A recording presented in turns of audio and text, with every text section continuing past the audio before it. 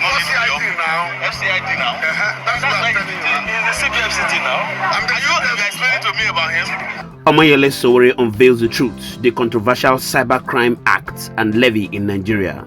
Hello guys, welcome once again to Think Tank TV. Now recall that news headlines highlighted the detention of a journalist for over 50 days in Nigeria. Yes, recent events have brought to light the contentious issue of cybercrime and the government's involvement. Just a few days ago, some journalists found themselves behind bar, accused of cybercrime. But what lies beneath the surface of this controversy?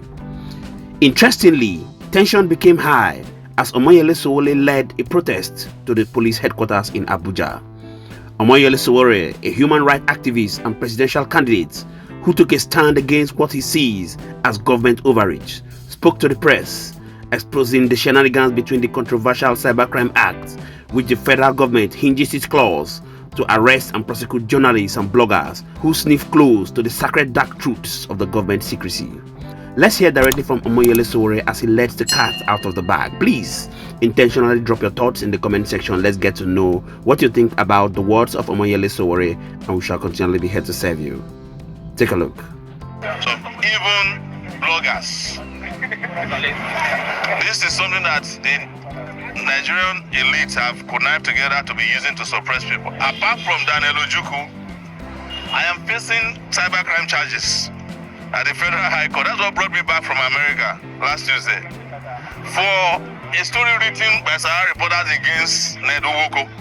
You know, there's a guy called Ijele Shukuma Ofegbo who is also in detention for it should be 50 days now. 50 days because one pastor in the East said that Ijele said on Facebook that they should present evidence of his miracles. He came to the police and got him arrested, and the police summarily took him before a magistrate and detained him at Kefi prison. And after 14 days, they got another magistrate to issue another detention warrant for another 14 days. And now, we went to try and DG's in court as we speak, to bail him.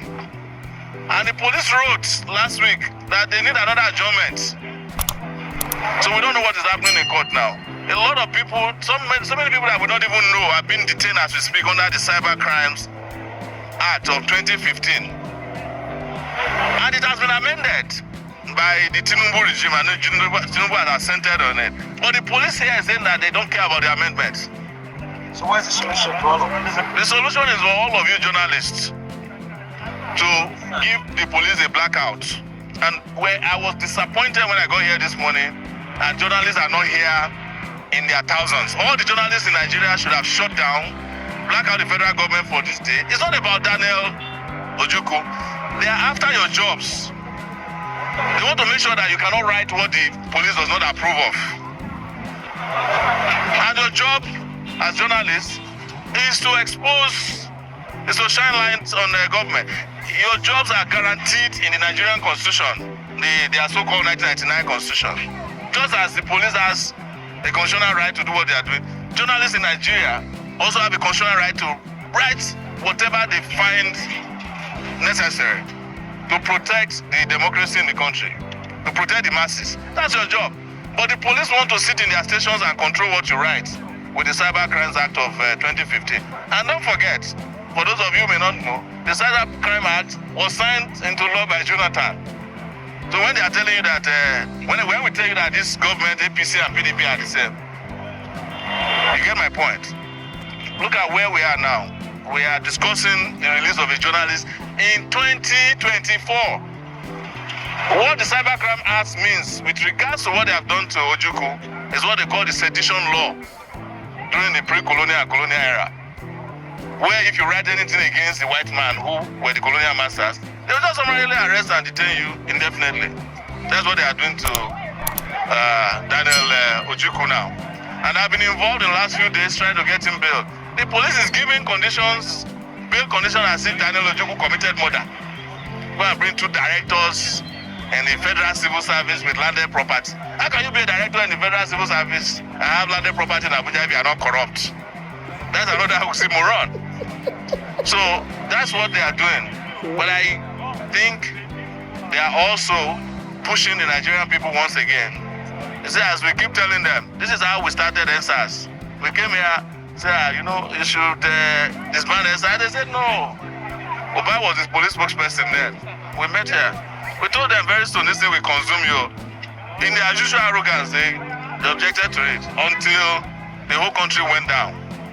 Because they don't understand that beyond what they are doing to Ojukwu now, Nigerians are very upset with the government. Don't forget that this cybercrime act is also the reason why the Central Bank of Nigeria is now extorting money from you to pay for a cyber security levy.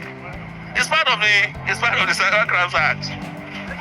So, but the interesting thing is that the CBN is using the amended Cybercrime Act to extort you. The police is using the old Cybercrime Act to oppress journalists. That's the only difference. So you should understand what it is. Thank you very much. What is your name and your designation? You don't know my name. You are not a journalist.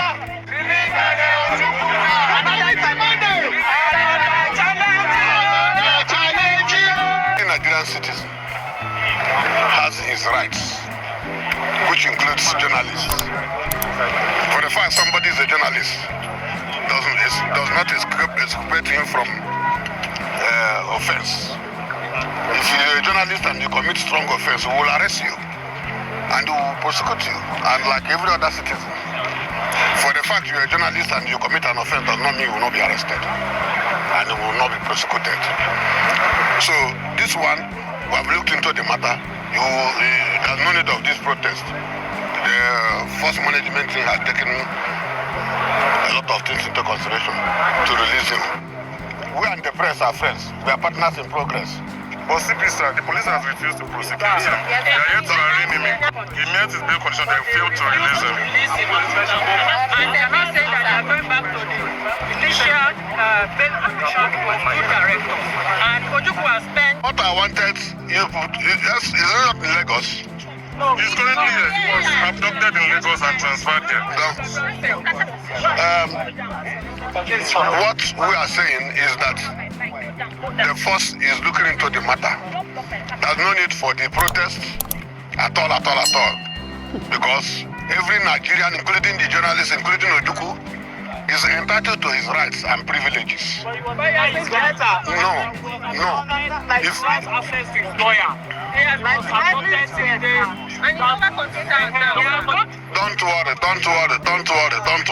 Don't worry. Yes, he's been taken care of. And it's been taken care of. So there's no need for any protest. You've seen it for yourself that the Cybercrime Prohibition Act and the Cybersecurity Levy are nothing but tools for the government to allegedly silence dissent and muzzle the media. This sounds like a fight between Cybercrime Prohibition Act versus the Freedom of Information Bill.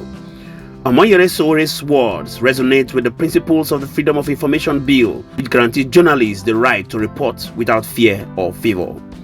But in a twist, the FCT Police Commissioner reassured the public of their rights while warning that journalists could still face prohibition under the law. In his words, while journalists play a vital role, they are not above the law.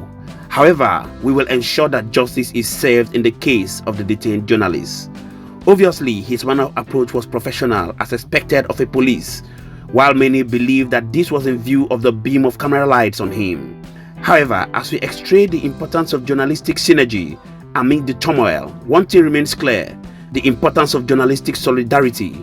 Together, journalists create a formidable force against government intimidation and oppression. Body of note, as the debate rages on, one thing is certain: the fight for press freedom in Nigeria is far from over. Please intentionally do well to hit the like button so that YouTube can recommend this video for more people to get to see. Also do well to smash the subscribe button if you're new to our station. Drop your comment in the comment section. Let's get to know what you think about the words of Omoyele Sowore and the Cybercrime Act, and we shall continually be here to serve you. Many thanks indeed to all our viewers and returning subscribers. We really do not take it lightly. My name again is Moses, and this is Think Tank TV. See you on our next video. Bye for now.